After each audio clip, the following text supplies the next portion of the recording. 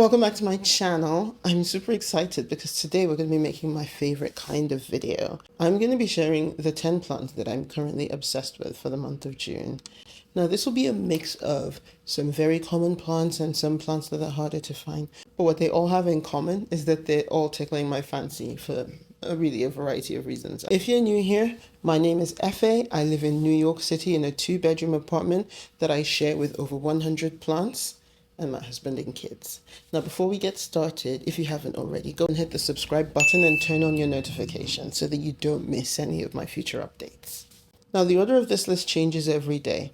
Every day a different plant is my favorite, but I suppose that's par for the course when you have that many. So here we go, let's get after it. Coming in at number 10 is my Alocasia Frydek Variegata, or Variegated. Now the cool thing about this plant is I split my large variegated Alocasia Frydek into 6 different plants. I gave 3 away and I kept 3, and this is one of the 3. This is my favorite of the 3 at the moment because look at this spectacular coloration.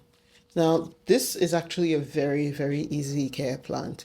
The number one thing that you just have to bear in mind when you have one of these is that it just wants a ton of light, as much light as you can give it. This particular one sits right up against the south window. I am not pulling down the blinds. I am not shielding it in any way. It has hours and hours of direct sun. It's fine. It does not burn. It just lives its best life. It may, if you've kept it in lower light conditions, you may need to give it time to adjust when you put it right up against that window, but it will eventually adjust. And look at this. Look at the result. I think that the heat and the light means gorgeousness. I have 2 others of these. They're also variegated. They're farther away from the window and they just don't have this level of coloring. So I believe, I don't know if the science backs it up or not, but I believe that the more the light and the heat, the better the variegation on these. Now, the other thing that these need a lot of is water. This is absolutely one of the thirstiest plants out there, like a thirst bucket. It drinks an insane amount of water, so I find that I have to water this quite a bit. And this is a plant that probably would benefit from being in a self-watering pot. I haven't done that yet, but maybe I will eventually once it's properly settled in. The actual repot the separation and repot wasn't that long ago, and I didn't want to do anything too radical. So it's just growing in a chunky mix, which is what I had at the time when I was doing it. My personal ideal potting mix for alocasias is 40% coco coir, 40% tree fern fiber, 20% pumice or perlite. To me, that mix is absolutely perfect, and it gives the right amount of moisture. It also gives the roots enough air and lets it dry soon enough that you can water it again. Just be able to water it very frequently, which is what these like. So once this is more settled and I go for that repot, that's what I will be potting it up in. The other thing to be aware of with these is they're very, very, very prone to spider mites. I haven't seen any thrips or aphids or any other pests like that on these. It's just spider mites. And if you're going to keep these, I feel like regardless of how good you are with your pest prevention, you can anticipate that there will be spider mites. So you can do predatory mites, beneficial bugs. I don't do that, but you could. For some reason, I just can't deal with the idea of having bugs on my plants, even if it's to catch other bugs. I don't know. I know it's weird, but that's just how I feel. Or you can treat it preventatively, shower it frequently, use neem. I like to use a solution of neem oil, peroxide, peppermint castile soap, and water. I'll put the ratios up. I shake it all up and spray the leaves front and back and wipe them. If I'm diligent and I do this once a week, there will be no spider mites to be found. But obviously I'm not diligent and I don't do this, so basically this guy always has spider mites. And when I first started collecting plants, that used to freak me out. But honestly, the longer I've had them, the more I've realized that spider mites are just not that big of a deal. They come, you treat them, it's annoying, they go. And honestly, on a variegated plant, it's less annoying because even though the leaves are taking the spider mite damage, it's less obvious from afar. Like they don't look as trash, so I'm not too bothered. Looking at this one now, it has spider mites, of course. Basically, every time you look at one of these, you will see it has spider mites. Well, not every time, but if you're me and you're negligent, that's what will happen. So if you look, you can see the webbing in between right there. So that's what I do. I always put this up to the light and just look in between where the leaf meets the stem, and you see the webbing. I'm not sure if it's clear or not, but there's definitely webbing here. Now, because this already has mites, once you start seeing the webbing like this, it's on its way to being a bit of a problematic infestation. Because this already has mites, and because I'm going to be going away on a trip soon, I will not be using the neem. I'll treat it with a miticide. I use Forbid 4F. You can use Avid. Different people like to use different things. I like Forbid, and I'm going to treat it with Forbid because, in my experience, when you have an active infestation, using neem is not, it's just not that effective. You're going to get the mites that are there presently because the neem oil will kill them on contact, but then more are going to hatch. They're just going to get more annoyed and keep breeding like crazy. So I like to use a miticide to just get rid of the problem easily, and I just save the neem for preventative type treatment. So I'll treat this with a miticide, and then I'll probably give it some neem tomorrow as well, just to get rid of anything that's alive. And yeah, we'll go from there. Sometimes I do it the other way around, clean everything off with neem and then treat it with a miticide so that I know that it's taken care of. So I'm going to go treat this, but spider mites or not, I love it all the same. This is plant number 10 in my top 10.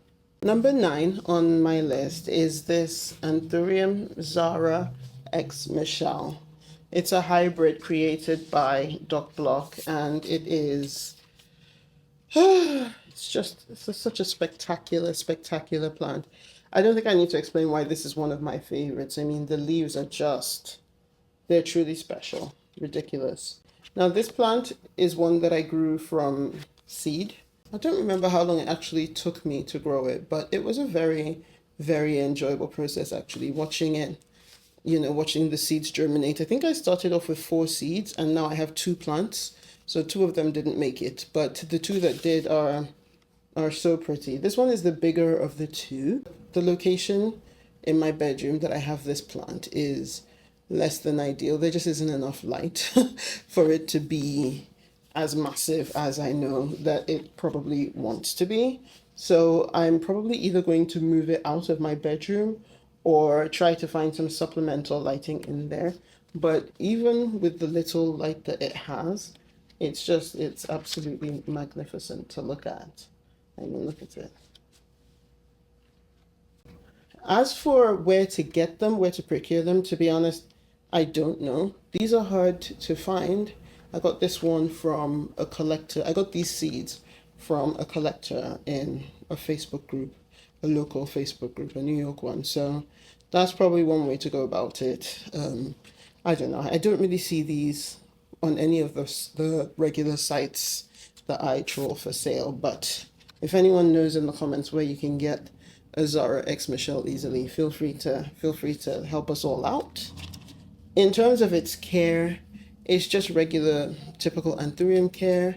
I pot it up in a mix that is half tree fern fiber and half Aroid mix. At the moment, I'm enjoying using the Molly's Aroid mix from Very Plants. So I would say I use about 50% that and 50% tree fern fiber. Sometimes I go a bit heavier on the tree fern fiber, depending, but that tends to be about the mix I use, and it loves it. It's on a shelf in my room and has the dimmest grow light you've ever seen. It's really poor. It actually really does, I think, need a bit more light than what it's getting. I think that's why the leaves are not sizing up as quickly as they otherwise would. I think if it had more light, I would see more jumps. It tends to need a lot of water. I tend to have to water it. It dries out quite quickly, but it's also very resilient. So if you forget to water it, it's not going to crisp up. I have some crisping on this one, and this is like from going, I think, 2 weeks almost without watering, which is crazy for an anthurium. So yeah, this is actually a very, very easygoing plant. Very, very much has that hybrid vigor. These are the roots in here. They're looking quite good. This has been repotted not that long ago, and it's already rooted up like mad. But I don't see myself switching its pot anytime soon. I think I will just try to extend the pot rather than repot, which hopefully will help me get those bigger leaves. Coming in at number 8, it's another spider mite magnet by Ficus Umbellata. Ficus Umbellata I've been growing now for a couple of years. I actually bought it as a small 4-inch plant, and it's basically a mini tree.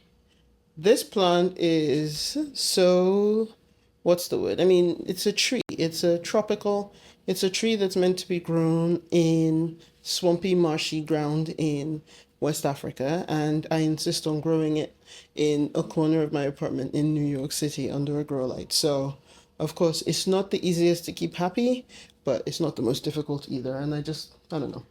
I just love it, these leaves. But it always has spider mites. This is probably because it's always thirsty. You probably need to water this like every day. I water it a lot, but probably not enough still. Another one that would do really well in like a massive self-watering pot, I think. That's what would be ideal for this guy, and probably just needs regular pruning. It is very, very light demanding, so it needs aggressive light. The grow light is really close to this guy, maybe about 12 inches max away, not even that. So, and that's just how it likes it. And it needs a lot of water and a lot of fertilizer, and it will give you these giant, beautiful leaves. It has spider mites at the moment, but whatever. I will treat it, and it will be just fine. It doesn't actually suffer that much when it gets these mites. Obviously, there'll be increased leaf drop if you don't catch it on time, but I have caught it, and I'll just treat it. It'll be fine. It'll be fine. Again, like I said, I've learned not to stress the spider mites. So for this one, I just use the straight potting soil. I don't do all these amendments. Like I say, it likes it really, really moist. And I add coco coir on the top, which does a really good job of encouraging extra root growth, and it really helps the stem to thicken. It roots like mad. I just gave it a pretty large pot, and it already needs an even bigger one. So probably when I come back from my vacation, I will go to a big box store, go to Home Depot or whatever, and find a large, massive nursery pot and see if we can't get it happy for for the summer, So it's currently just coming up on my height. One thing to be aware of with this plant is it really, really doesn't like its roots being disturbed. Like, it will always react. It's quite sensitive. Whenever I repot it, it just drops leaves. And at first I used to get stressed out about it, but I've made my peace with it, and I think it's oddly charming that way. It's my favorite ficus stick with a bunch of leaves at the top. So at the moment, the last repot that I did, which was about a month and a half ago, it actually barely dropped any leaves off the back of that one. So that went really well. I did not disturb the root ball at all.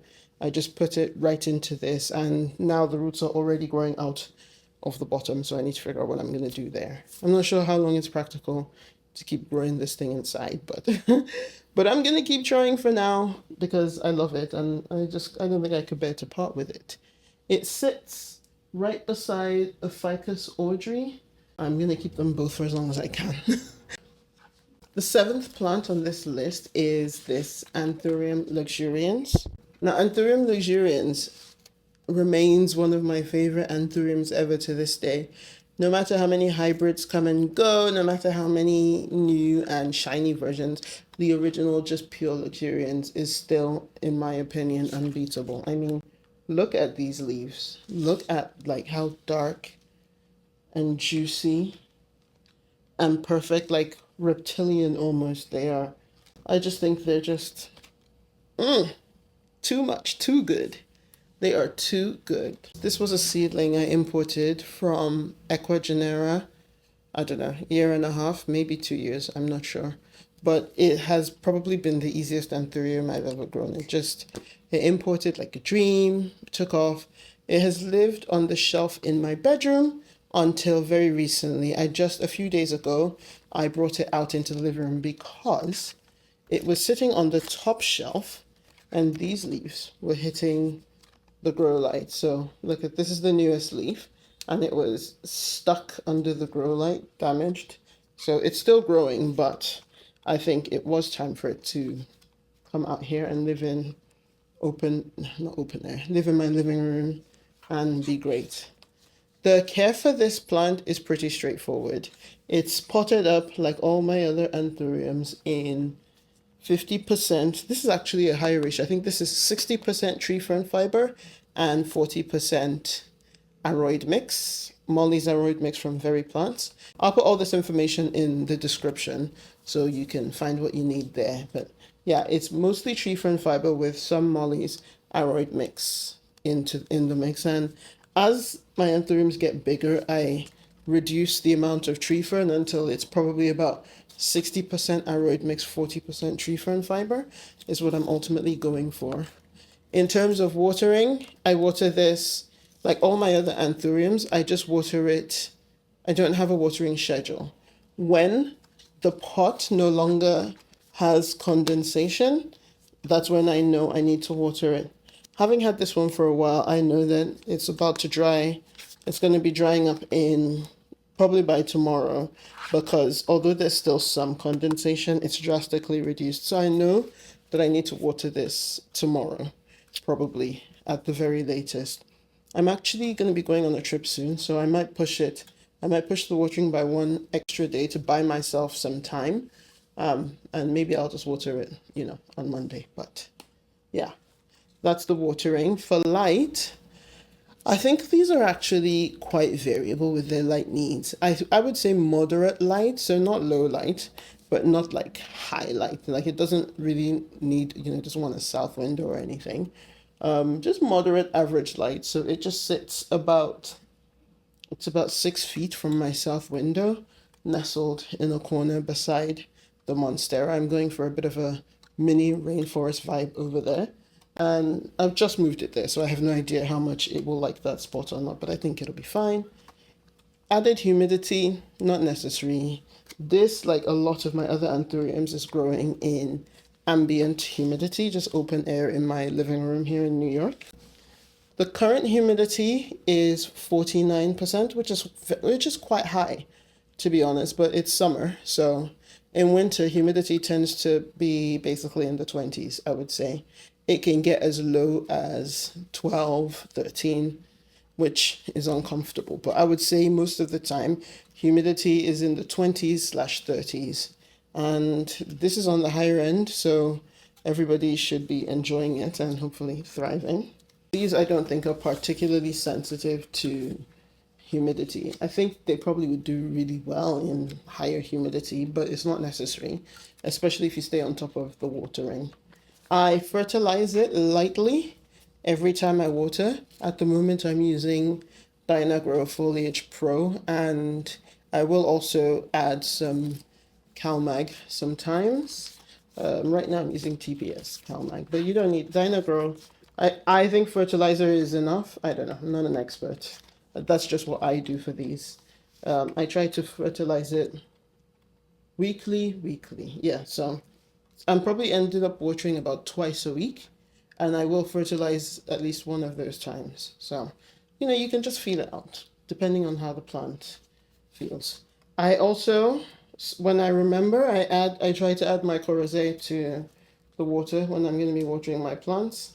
I'm trying out Great White for the first time at the moment, so I've been adding that to my watering. But in the past, I've used Bigfoot mycorrhizae. I like that a lot. So yeah, just very easy guy. Love this. Now my choice for number 6 is sort of unusual. It's a bit of a cheat because it's 2 plants instead of one, but they're the tiniest seedlings. So I figure they could count as one. And here they are. Anthuriums, obviously, because it's me. But I know these don't look like much of anything right now. But the reason I'm so obsessed with these is more for their potential than really what they are right now. So this one is an Anthurium Pedatum ex Forgettii.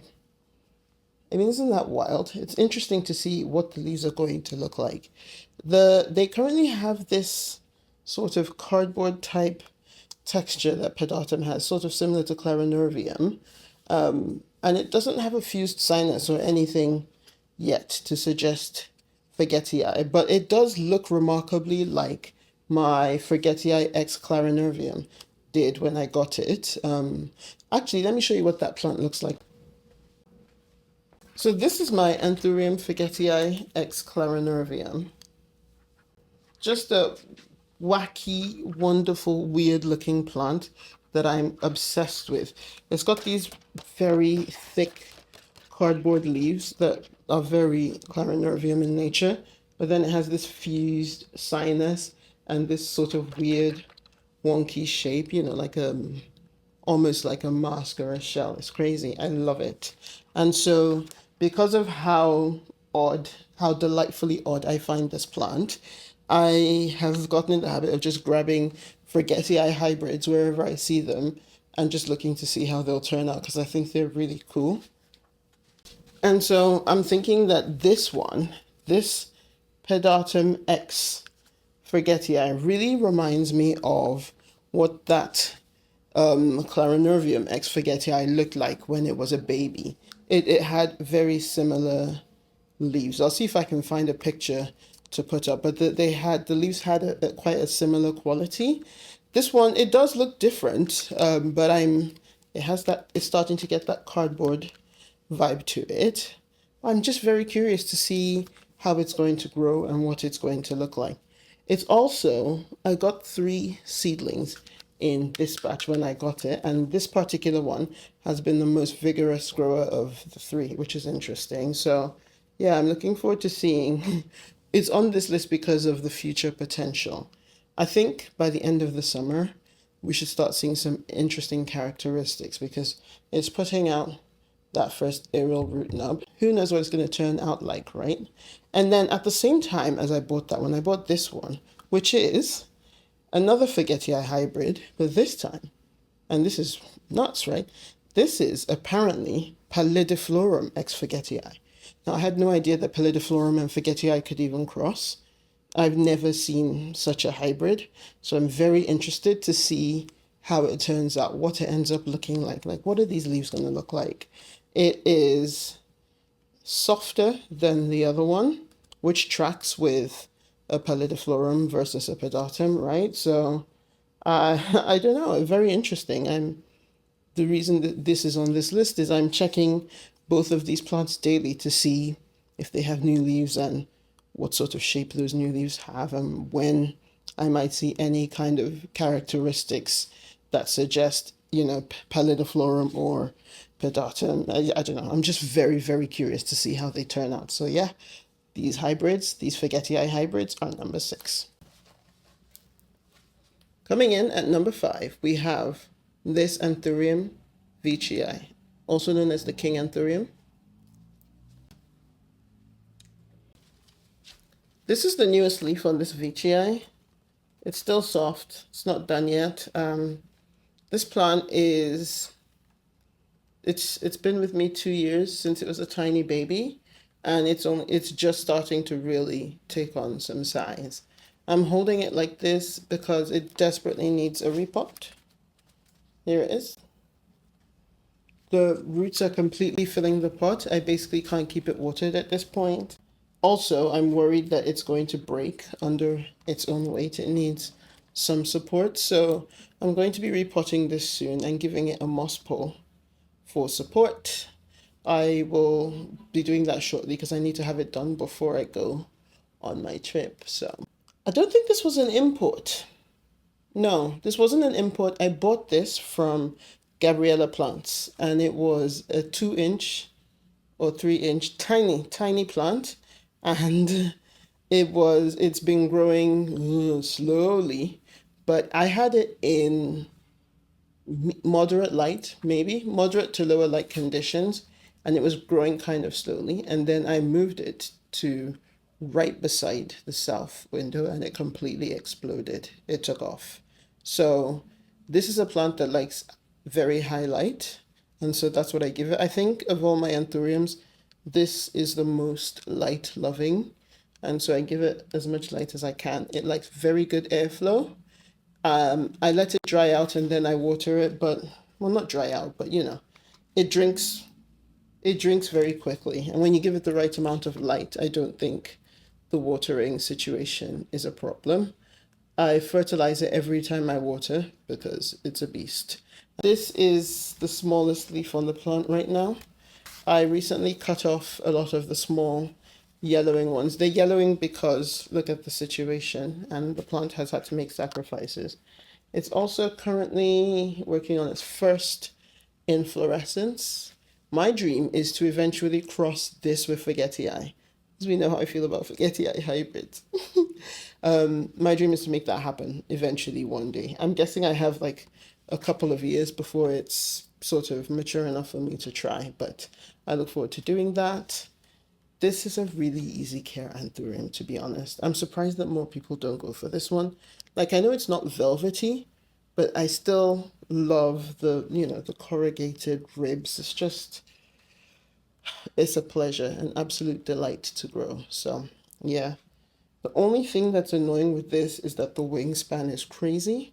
And so I need to figure out a solution to control the leaves. And it's probably better to do it while they're still soft, like this one is still soft, and rather than waiting until it looks like a helicopter like I've done. I wouldn't advise that. But anyway, I recommend this one actually. It's super duper easy. Probably a really good place to start if you're new to anthuriums because, it's just a regular houseplant. And it's potted in, this one isn't even potted in anything special. It's got some tree fern, but not much. I think it's just potted in Aroid mix. And this is old. This is from my old, whatever I was using before. And I'm going to repot it. I don't think I'm going to have enough mollies before it's time. So I'll probably just mix up, Fox Farm and all the pumice and whatever I have lying around the house, to be honest. I'll just throw it in there because this isn't really, it just isn't fussy. And yeah, it's just a very good plant. Good one. I can't believe we're already more than halfway through. It's time for number 4. Number 4 on the list is actually a succulent. My favorite succulent in the house, which isn't saying a lot because I don't have that many, but I'm low-key obsessed with this one. It is my Donkeytail. Now, this is a plant that I repotted, not that long ago. I repotted it a couple of months ago, and it was absolutely tragic mess, a total nightmare. So many of the bits broke off while I was repotting it, and I was really stressed out. But then I ended up putting it in this planter, which is sort of kind of disguised really by all the new growth. This has basically pride of place in the apartment because it's just right here by the south window with the best light in the house. I've just rotated it so that these, instead of facing that way, hopefully they'll probably shift right back again, but I'm thinking that if I try to rotate it, it will grow reasonably evenly. It's bounced back strong from the repot. It's doing really well. I'm very proud of this plant. It's really starting to drape, but it will never come out of this pot again because I just can't imagine the trauma that would ensue if I tried to lift it out of this. So it will just stay here forever. And I think it seems happy enough with it. So let's hope that the potting mix doesn't all rinse away or degrade to nothing. Right now, honestly, I just water it in place lightly. So that's a bit tricky because I'm used to watering it freely, over the sink or whatever. And I can't really do that in here because I don't want it to rot. So I have to sort of think about how much I'm watering it. That being said, because it gets such an aggressive amount of light, I think it's just fine. Very, very easy care. It is potted up in half regular potting soil, amended with like pumice and things like that. You can also amend it with succulent soil. That's one of the easier ways to do it. And the reason I don't have it in straight succulent mix is because this window is very, very, it gets a ton of sun here. And I just don't think it would be enough moisture and nutrients if I just kept it in straight succulent soil. So I've gone for a mix. Seems really happy with that. Growing really well. I highly recommend it. Whenever you touch these, the beans fall off, and every time one falls off, I pop it right back in the top and it puts out a new shoot. See? There you go, one fell off. So I'll pick that up, put it in the top, and it will put out a new shoot, and that is how I keep it full on the top. I haven't been doing it as much lately because now that it's in a corner, fewer beans are falling off because then the kids can't get to it or touch it. But that's what I do to keep it looking nice, and yeah, it's my favorite succulent in the house. Now for number 3 of the plants on this list, can't believe this is number 3, is a plant that I don't know if I've shown much. Like, I know you've seen my Anthurium Warocqueanum, my queen Anthurium, which, what a banger. But have you seen Anthurium Warocqueanum Esmeralda? This is her newest leaf. It's just hardening off. I mean, this is my favorite leaf so far on this plant. It just looks like a pillow. Like, I just want to lie on it and take a nap. It's so stunning. And I'm particularly proud of this plant because it grows out in open air here in my living room. And if you know anything about Warocqueanum, it can be a little bit temperamental. It's not a big fan of the New York City winter, but this does all right out here actually. It had to adjust. It basically dropped every leaf that it came with. And from time to time throughout winter, look, this is crispy. This one looks fine. This one looks good. This one has crispy edges now. My watering has been a little bit uneven and it's working on an inflorescence.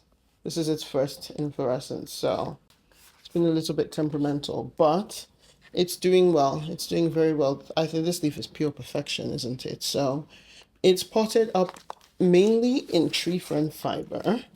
I don't know why I did that, but I think this one probably needs some Aroid mix mixed in with the tree fern because it just dries out a little bit too quickly. So I topped it up with a little bit of Aroid mix, which has helped. When I repot this, I'm going to give it a moss pole because it's starting to proper climb now, so it will need something to get those aerial roots into so that it can support these massive leaves. I water it when the condensation starts to reduce. Queen Anthurium does not like to dry out. It doesn't want to dry out at all. Compared to my other Anthuriums, like this one, I don't let it dry. So right now, there's less condensation. I will water it. There are times when I'm watering this every day or every other day. So self-watering probably would be easier, but I don't really tend to do that. And it seems fine. I fertilize it every time I water it. But overall, the most important thing for this plant is airflow. So that's why I'm growing it out in open air. The other one is growing in my grow tent and it's doing fine. But I know that if I brought it out here into open air, it would do better. The leaves that it has on it now would suffer because they're grow tent leaves. But eventually, my plan is to bring it out into the open. Honestly, there's only so much space in there. It's going to get too big. So the leaves that are quite resilient, and I don't give it extra humidity. It does fine. So that's this one, number 3. I love it. Now for plant number 2. We're in the end game now. Plant number 2 is a plant that I have had with me my entire plant journey. It's the first Aroid I ever bought. I bought it in 2020, spring of 2020, when the world went crazy. And it was really small when I bought it, but there were 4 plants in that pot, and it just basically took off with growth. Exploded. So I had to separate it because I knew that it wouldn't do well. So it was Monstera Deliciosa. I separated them and had 2 in the pot and gave the other 2 away. Now, that pot with 2 Monsteras grew huge. It became this. Like, absolutely ridiculous for a New York City apartment that's like less than 1,200 square feet. Like, where are you putting this basic, like, crazy plant? Basically half the jungle. So, a couple of weeks ago, I did the unthinkable. It was hard, but it had to be done. And I chopped it. I chopped half of it off. So I chopped basically one of the vines I cut at the root and got rid of, I got rid of it because it was just taking over the entire space. My whole apartment was just Monstera and you couldn't see anything else.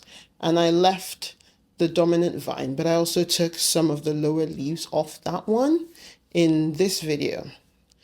And the resulting Monstera is just so beautiful that I've fallen in love with this plant all over again.